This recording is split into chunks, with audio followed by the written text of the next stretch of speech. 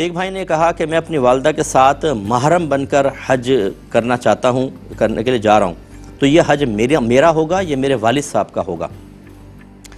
دیکھیں، جب آپ محرم بنتے ہیں حج تو آپ نیت کریں گے، آپ کا ہی ہوگا، والد صاحب کا نہیں ہوگا۔ اگر والدہ کے ساتھ جا رہے ہیں تو کوئی والد صاحب کا ساتھ ہونا لازم نہیں ہے، نہ یہ کہ والدہ کے ساتھ جو بھی جائے وہ حج والد صاحب کی طرف سے ہوگا، ایسا نہیں ہوتا، آپ کی طرف سے ہوگا۔ ہاں، اگر یہ ہے کہ آپ کے والد صاحب بالفرض فوت ہو گئے ہیں، ان پہ حج فرض ہو گیا تھا اور انہوں نے حج بدل کی وصیت کی تھی، اب آپ ان کا حج بدل کر رہے ہیں، تو پھر یقیناً آپ اپنی طرف سے نہیں کر سکتے، اب تو والد صاحب کی طرف سے کریں گے کیونکہ حج بدل کیا جا رہا ہے۔ اور اسی طریقے سے اگر ان پہ حج فرض تھا، وصیت نہ کر سکے اور انتقال کر گئے، آپ خود ان کی طرف سے چاہتے ہیں کہ چلے ان کا فرض حج ادا کر دوں، تب بھی یہ حج بدل آپ ان کی نیت سے ادا کریں گے۔ لیکن ایک ہوتا ہے کہ نہ ان پہ حج فرض تھا اور مطلب ویسے ہی انتقال کر گئے، آپ ان کی طرف سے نفل حج کرنا چاہتے ہیں، تو پھر والد صاحب کی طرف سے ادا کرنے کی نیت نہیں کریں گے، اب آپ اپنا حج کریں گے اور نیت یہ کر لیں گے اس کا ثواب میرے والد صاحب کو پہنچے۔ اور یہ فقہی مسئلہ فقہ حنفی میں موجود ہے، میں آپ کو بارہا عرض کر چکا ہوں۔ اگر فرض کر لیں کہ آپ پر ابھی حج فرض نہیں ہے لیکن کسی نے پیسوں کا انتظام کر دیا اور آپ حج کر رہے ہیں، تو آپ فرض حج ادا کرنے کی ہی نیت کریں تو آپ کا فرض ادا ہو جائے گا۔ اگرچہ آپ کے پاس پیسہ نہیں تھا، آپ پہ حج کی فرضیت حقیقتاً نہیں بنی تھی، لیکن کسی نے آپ کو کروا دیا حج، تو آپ حج فرض کی نیت سے کریں تو انشاءاللہ آپ کا فرض ادا ہو جائے گا۔ اور اس کا فائدہ یہ ہوگا کہ آئندہ زندگی میں کبھی بھی اگر آپ غنی ہو جاتے ہیں، خرچ سفر پر، سفر حج کے اوپر آپ قادر ہو جاتے ہیں، دوبارہ حج لازم نہیں ہوگا۔ ایک انہوں نے کہا کہ کیا کفن ہمیں ساتھ لے جانا ہوگا یا نہیں؟ اگر لے جانا ہوگا تو کیا کیا چیزیں اور لے جا سکتے ہیں؟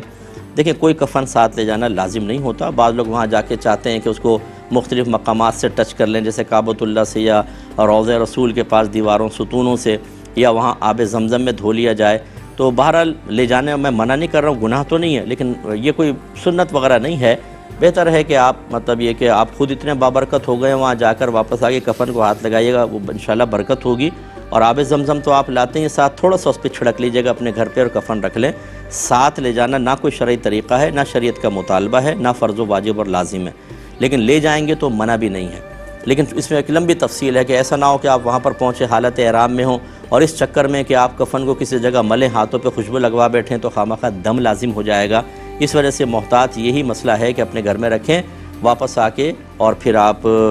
آب زمزم سے اس کو تھوڑا سا تر کر دیں، دھوئیں نہیں کہ پانی ضائع ہوگا، بس تھوڑا چھڑک کے رکھ لیں، پھر انشاءاللہ برکت ہوگی۔ ایک انہوں نے کہا کہ گورنمنٹ جاب ان کی ہو گئی تھی لیکن انہوں نے جوائن نہیں کیا تھا اور پرائیویٹ جاب کرتے رہے، اب یہ چاہتے ہیں کہ جوائن کریں 2 سال کے بعد وہاں باقاعدہ جا کر، تو اب وہ رشوت مانگتے ہیں، تو کیا کریں، رشوت دیں یا نہ دیں؟ دیکھیں، پہلی بات تو یہ کہ جب آپ وہاں پہ جا ہی نہیں رہے تھے تو 2 سال تک آپ نے خواہ اس کو رکھا، گورنمنٹ جاب کو اس کو چھوڑ دیتے، کوئی اور بیچارہ وہاں پہ جاتا غریب آدمی اور وہ جاب کرتا، سیلری لیتا، لیکن بہرحال آپ نے اس کو بھی قائم رکھا، شاید لیف لے لی ہوگی، یا بہرحال ہمارے ہاں گورنمنٹ کے نظام ایسے ہی ہوتے ہیں کہ آدمی نہ بھی پہنچے تو اب بھی اس کی سیلریاں بنتی رہتی ہیں اور اس کو چھوڑ دیتے ہیں۔ تو یہ تو ہے کہ چلیں آپ اتنے عرصے دور رہے اور ایک قانون کے تحت اب بھی آپ اس گورنمنٹ جاب کو آپ جوائن کر سکتے ہیں، تو اس کی گنجائش تو نکلے گی۔ اب آپ نے کہا کہ 2 سال کی سیلری میری بنی، اسی میں سے کچھ رشوت دے کے باقی پیسوں کو کیا کروں گا؟ دیکھیں، مسئلہ یہ اگر آپ کو گورنمنٹ جاب مل بھی گئی تھی، اس میں سیلری کے مستحق آپ اس وقت ہوں گے کہ جب آپ وہاں پر باقاعدہ وقت دیں گے، یعنی جب آپ کسی ادارے کو جوائن کرتے ہیں اور خاص ایک وقت کے تحت کرتے ہیں یا وقت کے اندر کرتے ہیں، جیسے صبح 8 بجے سے لے کر 12 بجے تک یا شام 5 بجے تک ڈیوٹی ہے، تو آپ اس ادارے سے سیلری کے مستحق اس وقت ہوں گے کام آپ کریں گے۔ نمبر 1 وہاں پر ڈیوٹی پر حاضر رہنا، نمبر 2 جو کام آپ کے سپرد کیا گیا اس کام کو مکمل طور پہ کرنا۔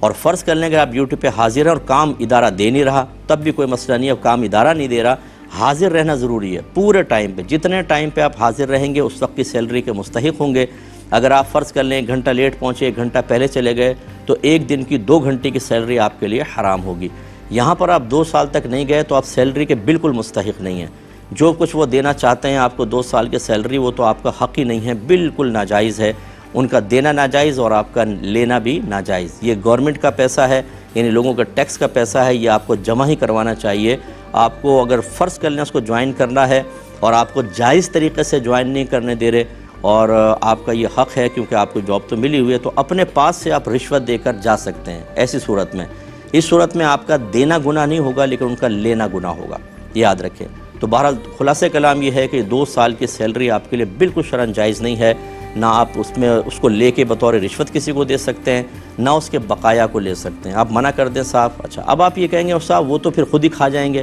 یہ آپ کا ہیڈک نہیں ہے، وہ خود آخرت میں جواب دیں گے۔ اپنا دامن بچائیں، جتنا اللہ تعالیٰ دنیا میں آپ کو بچنے کا موقع فراہم کرے، وبال آخرت کو دعوت نہ دیں۔ ابھی میری بات بہت سے لوگ سن رہے ہوتے ہیں ایسے جو کویسچن نہیں کرتے، لیکن انہیں کبھی ایسا ہی مسئلہ ہوتا ہے۔ ابھی تو آپ کو ہماری بات بہت ناگوار گزرے گی، لیکن دا ڈے آف ججمنٹ آپ اندازہ کریں، دنیا یہیں رہ گئی، سب کچھ یہیں رہ گیا، آپ کا مال، متاع، لباس، سورسز، افرادی قوت، آپ کے منصب کی طاقت سب یہیں رہ گئی، سب میدان محشر میں آ گئے، برہنہ پا برہنہ بدن۔ اب آپ کو اپنے زندگی کے ایک ایک لمحے کا حساب دینا ہوگا۔ اس وقت آپ کو ہماری یہ باتیں پھول کی طرح محسوس ہوں گی، ابھی تو کانٹے لگتے ہیں نا بظاہر لوگوں کو۔ ہماری بہنیں بھی چیخ چیخ کے شوہر کو کہتی ہیں خبردار جو مفتی صاحب کی بات سنی،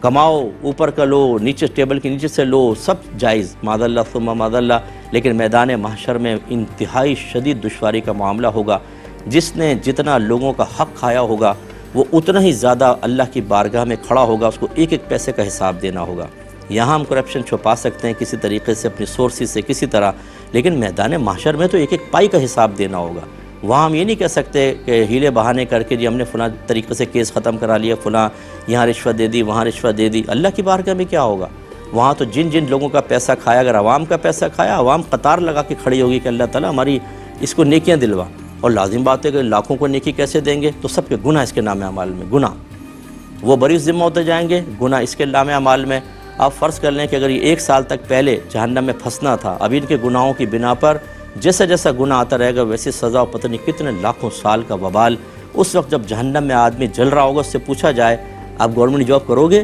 رشوت دے کے دلوائیں آپ کو؟ کہے گا بھائی خدا کے واسطے، یہ روایت میں موجود ہے، سرکار فرماتے ہیں کہ اگر پوری روئے زمین کو سونے کا بنا دیا جائے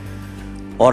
بروز قیامت پھر کافر کو کہا جائے کہ یہ تم اللہ کی بارگاہ میں بطور فدیہ دینے کے لیے تیار ہو، تو وہ کہے گا فوراً کہے گا کہ میں تیار ہوں۔ قرآن کی آیت کا مضمون بھی ہے، یہاں پر ہم تھوڑے سے پیسوں کے لیے ایسا کرتے ہیں۔ تو بہرحال آپ سمجھدار لگتے ہیں، جو ہم نے عرض کیا اس کے مطابق عمل کرنے کی کوشش کیجیے۔